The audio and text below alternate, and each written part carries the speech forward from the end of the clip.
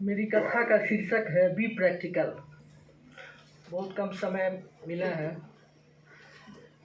विगत 4-5 दिनों से घर में चहल पहल है। मदन भी हालचाल जानने के लिए आने लगे हैं। बच्चे भी कभी कभार कमरे में चले आते हैं छिप छिपा कर। मेरी दवाइयाँ भी आ गई है। यह सोचकर थोड़ा आश्चर्य होता है कि गोपाल 15 दिनों के लिए बम्बई से आ रहा है। ना जाने कितनी रात हो गई है। ना आँखों में नींद है, न मन को चैन। बिस्तर पर लेटे हुए विचलित हो रही हूँ। कभी उठकर बैठ जाती हूँ तो कभी राधे कृष्ण का जप करने लगती हूँ। मदन और गोपाल की बरसों पुरानी बात मेरे कानों में अभी भी गूंज रही है। हे प्रभु, जीवन के अंतिम दिनों में किस प्रकार का दुख मेरे लिए बचा कर रखा है। गरीब परिवार में जन्म हुआ, परंतु मेरे पिता पंडित थे। उन्होंने सुयोग्य व्यक्ति से मेरा विवाह करवाया। विवाह के 2 वर्षों के उपरांत मेरे पति केशव मिश्र को प्राइमरी स्कूल में शिक्षक की नौकरी मिल गई। अब तो रिटायर हो चुके हैं। शिक्षक के वेतन के अलावे पूजा पाठ से भी थोड़ा बहुत अर्जित हो जाता था। पुश्तैनी 2 बीघा खेत और 1 कट्ठा निवास के लिए घरडी हिस्से में मिली थी। खुद खेती कभी नहीं किए, खेत था ही कितना, पर जो भी था बटाई लगा हुआ था। बटाईदार जो दे जाता था उससे घर का खर्च निकल जाता था। विवाह के 10 वर्षों के उपरांत संतान प्राप्ति हुई। बड़े शौक से बच्चों का नामकरण किया। मदन, पिता केशव मिश्र और पुत्र केशव का प्रतिरूप मदन। दूसरे संतान का नाम रखा मैंने गोपाल। संभवतः अंतःकरण में यह भावना थी कि भले 3 अलग अलग शरीर परंतु आत्मा एक है। अपने यहाँ पति के नाम लेने की परंपरा नहीं है। संतान देर से होने के कारण मैं उन्हें मास्टर साहब नाम से बुलाने लगी थी। मास्टर साहब ने स्वयं ही मदन और गोपाल को पढ़ाया लिखाया। मदन गांव के ही स्कूल में शिक्षक हो गए और गोपाल बम्बई के किसी प्राइवेट कंपनी में नौकरी करने लगे थे। अपनी कोख से जन्म लिया हुआ संतान भी जब बालिग हो जाता है तो उनके लिए स्वतः ही आदर सूचक संबोधन आने लगता है। मदन कहते हैं गोपाल का पैकेज अच्छा है। एक दिन मैंने पूछा, ये पैकेज क्या भला है? तो मदन ने कहा, पैकेज वेतन को कहा जाता है।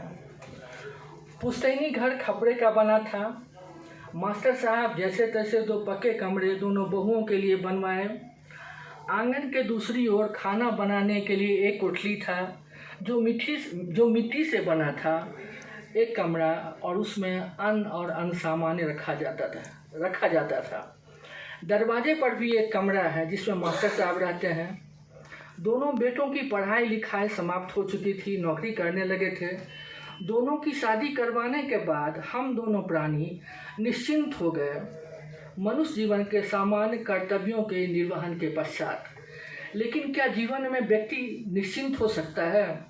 जीवन में जहाँ एक क्रम पूर्ण होता है, ठीक वहीं से दूसरा आरंभ हो जाता है। जब तक हाथ पांव सही था, कुछ न कुछ हमेशा करती रहती थी। घर की साफ सफाई, खाना पीना, सभी काम। बहू बहुत प्रसन्न रहती थी। खाना स्वयं बनाती थी, जिसके पीछे मेरा कुछ निजी स्वार्थ भी छिपा था। मास्टर साहब को अपने हाथों से परोस कर भोजन कराने में मैं बहुत आनंदित होती थी। पर देह तो देह है। उम्र बढ़ने के साथ साथ थक जाता है। फिर बीमारी तन की संगिनी बन जाती है। वैसी संगिनी जो जीवन के अंतिम क्षण तक साथ नहीं छोड़ती। मेरी भी शारीरिक स्थिति धीरे धीरे वैसी ही होती चली आ रही थी।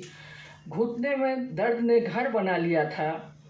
शरीर बिस्तर पकड़ने लगा था और मैं एक कमरे में सिमट कर रह गई थी। वैसे कमरा है ही क्या, एक छोटा सा स्टोर रूम है जिसमें पुरानी खाट पर मेरा बिछावन लगा हुआ है। खाट में सिरहाने की ओर थोड़ी सी जगह है जिसमें लकड़ी की टूटी हुई टेबल है जिसे ईंट के सहारे खड़ा रखा गया है। इस टेबल पर मैं अपनी छोटी मोटी चीज़ें रखती हूँ, जैसे दवाइयाँ, लोटा गिलास, एक टीन की पेटी जिसमें मैं अपने पुराने कपड़े रखती हूँ। सामने रैक पर अपनी एकमात्र अवलंब राधा कृष्ण की कांच की तस्वीर रखी हूँ। इन्हीं से अपने मन की बात करती हूँ, उन्हें ही अपना सब सुख दुख सुनाती हूँ और वो एक तरफा मुस्कुराते हुए सारी बातें सुन लेते हैं। दीवार में ना खिड़की है ना ही रोशनदान, सिर्फ दरवाज़ा है जो ठीक से बंद भी नहीं होता। गर्मी के मौसम में दरवाज़ा लगाने की कोई आवश्यकता तो होती नहीं, पर ठंड के दिनों में बिस्तर सर्द हो जाता है। फिर भी मेरा शरीर बिल्कुल सर्द नहीं होता। वह तो तभी होगा जब प्राण तन से छूट जाएगा।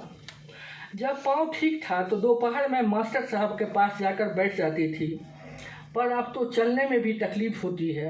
कई दिन हो जाते हैं, मन विचलित होने लगता है। तब कितनी कोशिश से दर्द बर्दाश्त करते हुए दरवाजे वाले कमरे तक जा पाती हूँ। मुझे देखते ही मास्टर साहब के मुख पर प्रसन्नता की आभा उभर आती है। उनकी आंखों में अपने लिए आत्मीयता के भाव व्यर्थ जीवन में आशा की सुधा बूंद सदृश लगती है। अब तो न बिस्तर मुझे छोड़ती है न मैं बिस्तर को छोड़ पाती हूँ। अब मेरे कमरे में कोई नहीं आता, कोई हालचाल नहीं पूछता। मदन के दोनों बेटे सोनू मोनू कभी कभार मेरे बेड पर बैठकर जब खेलते हैं तो मुझे बड़ी खुशी होती है। मैं बच्चों से बातें करके खुश हो जाती हूँ और शरीर में रक्त संचार बढ़ जाता है। लेकिन जब से बिस्तर पकड़ ली हूँ, बच्चे गाहे बगाहे भी नहीं आते हैं। शुरू में मदन स्कूल जाने से पहले और लौटने के बाद कुछ देर मेरे पास आकर बैठते थे, हाल चाल पूछते थे, पर अब पलट कर भी नहीं आते। कभी कभी मैं सोचती हूँ, मैं इस तरह क्यों कलप रही हूँ, क्यों व्याकुल हो रही हूँ। जो भाग्य में है वो तो भोगना ही है। फिर क्या कम है जो 2 वक्त की रोटी मिल जाती है। घर से बाहर तो नहीं निकाली गई हूँ ना। परमात्मा की कृपा है कि बहू दोनों वक्त खाना लेकर आती है और खाने के बाद थाली उठाकर ले जाती है। इन दिनों मैं न जाने क्या क्या सोचने लग गई हूँ। कल रात मदन और गोपाल में खूब झगड़ा हुआ। दोनों खूब ज़ोर ज़ोर से चिल्ला रहे थे। शोर के कारण मेरी आंखें खुल गई। जैसे तैसे उठकर विदा हुई। मन हो रहा था कि दोनों के बीच के झगड़े को ख़त्म कर दूं, यह कहकर कि लोग सुनेंगे तो क्या कहेंगे। लेकिन तब खामोश रह गई जब मदन का यह कहना मेरे कानों में टकराया। आधा हिस्सा लेना है कि नहीं? 5 साल बाद आए हो, माता पिता की चिंता है, क्या मैं सिर्फ मैं ही करूं? आप नहीं करते हैं, बाबूजी को पेंशन मिलता ही है, आपका तो पैसा खर्च नहीं होता है। कितना पेंशन मिलता है? दोनों के दवाई में हर महीना कितना पैसा लगता है तुम्हें पता है? कभी खरीद कर लाए हो? इस बीच बड़ी बहू गोपाल को गालियां देने लगी। हम तुम लोगों की नौकरानी हैं क्या? बूढ़े बूढ़ी को हम ही लोग सेवा करें? तुम्हारी पत्नी शहर में मौज करे और मैं यहाँ काम करती रहूँ? भाभी, आप दोनों भाइयों के बीच ना बोलें। क्यों ना बोलूं? तुम अपनी पत्नी को गांव में रखो बूढ़ा बूढ़ी की सेवा के लिए। ये नहीं तो इन दोनों पापियों को यहाँ से ले जाओ। मदन अपनी पत्नी को एक बार कुछ नहीं बोले। मैं मूक बधिर बनी खंभे की तरह स्थिर हो गई। प्रत्युत्तर में गोपाल ने कहा, मैं कैसे माता पिता को बम्बई ले जा सकता हूँ? वे लोग वहाँ एडजस्ट नहीं कर पाएंगे। उन लोगों के लिए मैं पैसा हर महीने भेज दिया करूँगा। पैसा तो भेज दोगे, पर खाना कौन देगा? मदन आज अंदर से आवेशित था। उस रात बात यहीं समाप्त हो गई, परंतु बातें कहाँ ख़त्म होनी थी। जहाँ से ख़त्म फिर वहीं से शुरू। यहीं से मेरी जिंदगी की अदृश्य यात्रा आरंभ हो रही थी और अधिक देर तक मुझसे खड़ा नहीं हुआ जा रहा था। चुपचाप आकर मैं बिस्तर पर लेट गई। दोपहर में मदन मेरे पास बैठकर मुझे समझाते रहे। मदन ने जो कुछ भी कहा था उसे सुनकर मेरी सांसें अटक गई थी। हे प्रभु, मैं ये क्या सुन रही हूँ? सुनने से पहले मेरे प्राण ही क्यों न चले गए। कैसा बदला ले रहे हैं प्रभु आप हमसे। जिस संतान के लिए अपनी पूरी जिंदगी आहूत कर दी मैंने, उफ तक नहीं किया, उसके लिए हम माता पिता बोझ बन गए हैं। संध्या काल गोपाल आए और मात्र 2 वाक्य बोलकर चले गए, अपना सामान पैक कर लो, कल बम्बई जाना है। मेरा कलेजा फटा जा रहा था, मुंह से आवाज़ नहीं निकल रही थी। मैं मन ही मन अपनी ही संतान से खुशामद कर रही थी।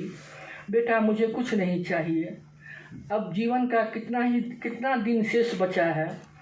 मास्टर साहब को अपना जन्म स्थान छोड़ने पर मजबूर मत करो। शास्त्र में जन्म स्थान में मृत्यु को श्रेष्ठ माना गया है। हम लोगों को अपना घर छोड़ने पर विवश मत करो बेटा। हे प्रभु, जीवन के अंतिम दिन में शांति दीजिए। मैं मन ही मन प्रार्थना करने लगी। सुबह गोपाल के साथ मुंबई जाना था। पूरी रात बिस्तर पर करवटें बदलती रही। मदन और गोपाल के बालपन की एक घटना याद आ रही थी। मदन और गोपाल ने मिलकर मुखिया जी के बेटे की पिटाई कर दी थी। मुखियाइन शिकायत करने आई, खूब जोर जोर से चिल्लाकर धमकी दे गई, तुम्हारे बेटे को हमारे बेटे को मारने की हिम्मत कैसे हुई। फिर जब मुखियाइन चली गई तो मैंने दोनों को बुलाकर पूछा आखिर हुआ क्या था। मदन ने उत्तेजित होकर मुझे कहा, माँ यदि कोई मुझे गाली दे तो मैं बर्दाश्त कर लूँगा, बाबूजी को गाली दे फिर भी सह लूँगा, पर यदि कोई तुम्हें गाली दे तो मैं खून कर दूँगा उसका, चाहे वह किसी का बेटा क्यों न हो। गोपाल ने भी कहा था, माँ वह मेरी माँ को गाली दे रहा था, हम लोग कैसे चुप रहते। कोई तुम्हें गालियाँ दे तो मैं उसका मुंह तोड़ दूँगा। अपने बेटों की बातें सुनकर गर्व से छाती चौड़ी हो गई थी। यही गोपाल है जो कभी कहा करता था, माँ तू चिंता मत कर, मुझे बड़ा होने दे, तुम बिस्तर पर बैठकर आदेश करती रहना और मैं तुम्हारे हर एक आदेश का पालन करता रहूँगा। मैं तो वही माँ हूँ, पर बेटा बदल गया है। आज हम लोग माता पिता अपने बच्चों के लिए एक बोझ हो गए हैं। सारी उम्र यही कोशिश रही कि दोनों बेटा खुश रहे, प्रसन्न रहे, सारे दुखों को सहती रही। शायद माँ की छाती ही होती है, इसलिए पहले संतान को अपनी छाती से दूध पिलाती है, फिर उसी छाती में भर लेती है संतान के सारे दुख दर्दों को। सुबह होते ही राधे कृष्ण कहती हुई उठी। टीन के चादर वाले बक्से में अपनी 2 जोड़ी साड़ी, लोटा, गिलास, मास्टर साहब की 2 जोड़ी धोती और दोनों की दवाइयाँ थैली में रखकर जाते जाते राधा कृष्ण की तस्वीर को सीने में लगाए बम्बई यात्रा के लिए विदा हो गई। गोपाल के फ्लैट में 2 बेडरूम, एक ड्राइंग रूम और एक किचन है। एक बेडरूम में गोपाल और उसकी पत्नी रहती है, दूसरे में 5-7 बरस का बेटा बेटी। हम दोनों ड्राइंग रूम में बिछाए कारपेट पर सोते हैं। गोपाल और उसकी पत्नी 10:30-11 बजे रात तक टीवी पर समाचार और धारावाहिक देखकर अपने बेडरूम में चले जाते हैं। वैसे भी जब तक टीवी चलता रहता है तब तक आपस में नहीं के बराबर बातचीत होती है। मास्टर साहब की शुरू से ही आदत रही है रात में 8 बजे तक भोजन करने और 8:45 बजे रेडियो पर समाचार सुनकर सो जाने की। पर यहाँ आते ही सारे नियम टूट गए हैं। शरीर को नई आदत के अनुसार ढलने में समय लगता है। दोनों कंपोज टैबलेट लेते हैं तभी जाकर कहीं नींद आती है, पर मुझे आज नींद नहीं आ रही थी। मास्टर साहब भी बार बार करवट बदल रहे थे, मुझसे रहा नहीं गया। मास्टर साहब की ओर मुखातिब होते हुए मैं बोली, आप जाग रहे हैं क्या, सुन रहे हैं। हाँ, जाग भी रहा हूँ और सुन भी रहा हूँ। मैं अपने विचारों में कहीं खो गया था। मुझे भी आपसे एक बात कहनी थी। कैसी बात? आपसे यह बात सिर्फ कह ही नहीं रहा हूँ, बल्कि आज हम दोनों को मिलकर एक निर्णय भी करना है। कैसा निर्णय? पहले आप अपनी बात कहिए, किस बात से आप इतनी परेशान हैं? आज दोपहर में गोपाल ने मुझसे कहा, गिव मी ए ब्रेक। क्या? हाँ, उसने यही कहा, गिव मी ए ब्रेक। मैं मतलब तो नहीं समझ सकी, अंग्रेजी मुझे आती नहीं है, पर सारा दिन रटती रही, गिव मी ए ब्रेक, गिव मी ए ब्रेक। डर था यदि भूल गई तो आपसे पूछूंगी कैसे। आपने गोपाल से कुछ कहा था क्या? मुझसे कोई बात करे तभी तो कुछ कहूँगी। जब से यहाँ आई हूँ वह कुछ बात ही नहीं करता। गोपाल का मुरझाया चेहरा देखा न गया। तमाम उम्र तो बेटों का मुखड़ा ही निहारती रही हूँ। पूछ बैठी, बेटा तुम्हारी तबीयत ठीक है ना? मेरी बातों पर ही उसने खींचते हुए कहा, गिव मी ए ब्रेक। आप नहीं समझेंगी, आप सिर्फ देखती हैं। मैं तो देखता भी हूँ और सुनता भी हूँ। आप माँ हैं, थोड़ी ज़्यादा भावुक हो जाती हैं। वैसे मैं भी देख रही हूँ गोपाल थोड़ा चिंतित रहता है। वह मुंह से तो कुछ नहीं बोलता, पर मैं तो उसका बाप हूँ, जन्म से ही जानता हूँ संतान के मन का माता पिता से अधिक भला संतान के मन को कौन जान सकता है। जब तक मैं कुछ बोलती, मास्टर साहब फिर कहने लगे, आपको याद है परसों रात गोपाल के बॉस और उसके कुछ मित्र भोजन पर आए हुए थे। मैं भी बगल में बैठा था। गोपाल मेरा परिचय देते हुए कहा, he is my helper, after few days he will go old home with his wife। Gopal को लगा शायद मैं अंग्रेजी भूल गया हूँ।